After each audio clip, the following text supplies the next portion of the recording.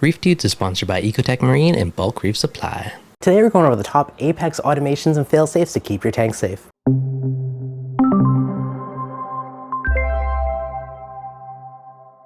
What's going on, guys? Devin from ReefDudes. Now, summer's among us, lots of people are on vacations, it's getting hot out. There's lots of things that could potentially happen to your tank when you're not around. And this is where an aquarium controller shines. So today we're gonna go through some of my code and we're gonna go over some of my top recommended and top Apex programming fail-safes. So let's get to it. Now, because I'm recording this and it's getting super hot out, we're gonna start with cooling. So on my tank, I have cooling fans, which is essentially just a couple 120 mil computer fans, but it makes a pretty substantial difference in cooling the tank. And if we're going to look at how we've that set up to cool, fairly simple code: fall back off, set off. If temp is over 79, then turn the fans on. If it's less than 70.5, turn them off. Easy way to do it, and very simple code. Now you can do this. There is actually, I'm going to copy this, but there is a fan code that you can just use, or chiller, I believe it's under. And you could do a similar thing. Your chiller, you set your probe name, and you can have your temp probe, and you can set your set points. Now, a lot of the stuff I'm going to show you guys today, you can do with just a simple interface, but I personally just like using my own code for everything just because I find it makes it really easy. And most of the code is really simple. So again, if your temperature is above, 79, turn on your fans. If it's below 78.5, turn them off. And yeah, a couple small computer fans can make a huge difference for keeping your tank cool. Now, I'm always a fan of the Noctua ones just because they're super quiet and they move a good amount of air. Now, if it's not super hot where you are, you're going to be looking at your heaters, depending on the time of year. So very similar thing, but kind of the opposite mode on here. So on my tank, I prefer to use the titanium heaters. I use 2 of them kind of at half wattage. So instead of a 300, you use 2 150s, and I put that into a heater controller. And I use my Apex as a backup. So you can see in my code here, if the temp is less than 76.5, turn on. If the temp is over 70.5, turn off. Now this is set outside of the range of my heater controller. So my heater controller is going to be doing the main bulk of it. And if it ever goes out of range, then the Apex will take over. And it's kind of like an extra level of fail-safe to make sure, the heater controller doesn't bugger up or nothing is going to nuke your tank from overheating. And also I have in here, my heaters are always submerged, but just for good measure, I did put if feed A is on, then turn off the heaters. Now, another common issue is your skimmer overflowing. You put your tank into feed mode and something happens, it raises the level, your skimmer goes crazy, overflows. So I always like to shut off my skimmer if I'm in feed mode. So let's go into the skimmer code. Fall back on, set on. Basically, I always want my skimmer on. But if my return pump is ever off, aka in feed mode, I want to turn off my skimmer. And for whatever reason, if I decided to, push the button on the pump for feed mode or go through Mobius or something other than Apex, I also want my skimmer to turn off. So in here, I have the return pump is drawing less than 35 watts. So if output return pump watts less than 35, then turn off. So it doesn't matter how I turn off my return pump, it's going to detect it and turn off the skimmer. Now, when your return pump kicks back on, usually a lot of the newer ones will have a soft start, so it'll start slower and ramp up.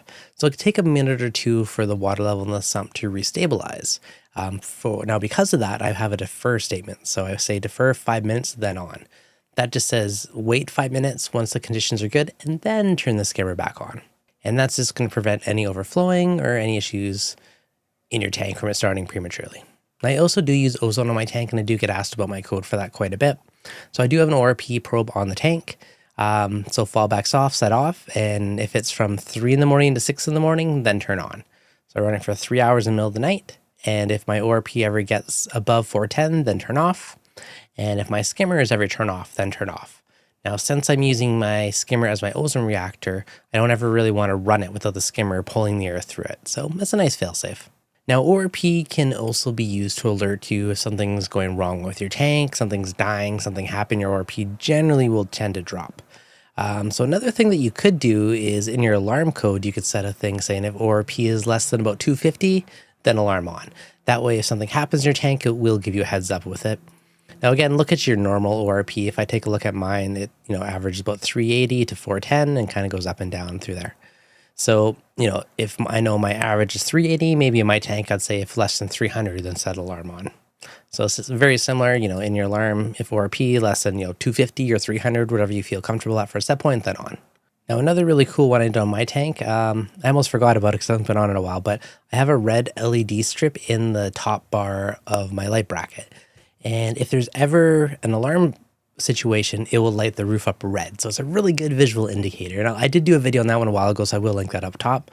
But that one's super simple. So if the email alarm, which is your standard alarm's on, then on.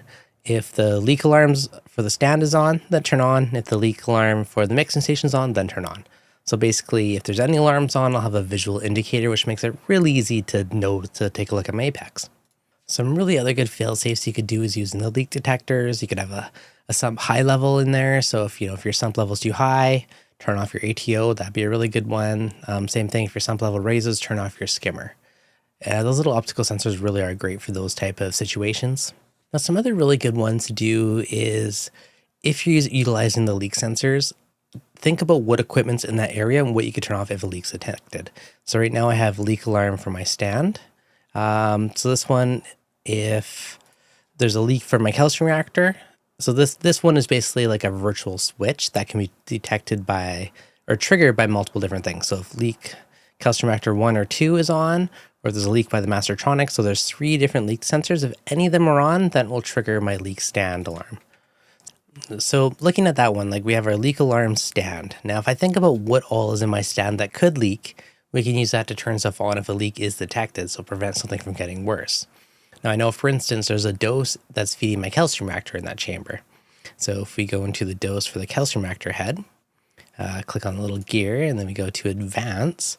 Then if output leak alarm stand equals on, then off. So if the leak alarm's on, it's going to stop feeding water to my calcium reactor. Now we could do a similar thing. I'm also dosing alpha reef in that chamber off that same pump. So if there's a leak in there, same thing. We're going to stop our alpha reef dosing. Now you could also get a couple different variations for this. If you had an optical sensor for high and low level in your sump, you could use that for the sump levels high. You don't turn off your ATO or your dosing, something that'll prevent it from an overflow. And same thing, if you had a low level one in your sump, that could tell you your ATO is out of water. Or, if your return pump's failing and your stuff's running dry, that could turn that off as preventative.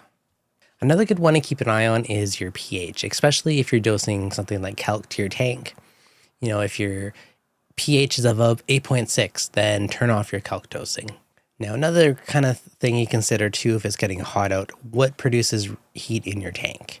Is there certain equipment you can turn off if it gets too hot? So coming back down to that one, if you take a look at my Radeon code, if the temp is at 93, that's a little too high. We're going to say 83. So if the temperature is above 80, say 84, then we're going to turn the Radeons off. And if it drops below 81.5, then we'll turn it back on. So if the tank's too hot, we're going to stop putting more heat into the tank as preventative for the corals. All right, now let's pop over to my NAS tank and we'll look at a couple other automations I do in here. So on this one, we have the RO low and RO high. So on this one, I have an optical sensor at the bottom and the top of my RODI bin, which is a 5-gallon bin. And every couple days, it refills itself. So it's hooked up directly to an ATO. So right here, we see my refill ATO command. If I go on this one, super simple. If RODI low is open, then turn on. If it's closed, then turn off. Again, this is controlling a solenoid more or less. And I do have a couple fail safes. So if it's on for 120 minutes, then turn off.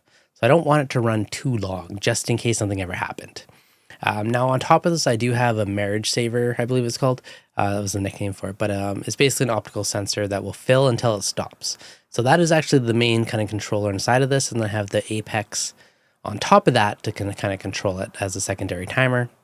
And this works really well because I haven't had to think about touching the ATO in this thing in the last, year or so. So just having auto refill itself is just like a really nice way to do it. But there's, multiple optical sensors in there as well as a flow valve as well for all those like additional layers of safety. Now, if we hop into the skimmer code on this tank, you can see the custom stuff I set up. So fallback is off. I'm going to change this on. It can just stay on. On and set on. So if it's feed mode, turn off. If the return pump's off, turn off.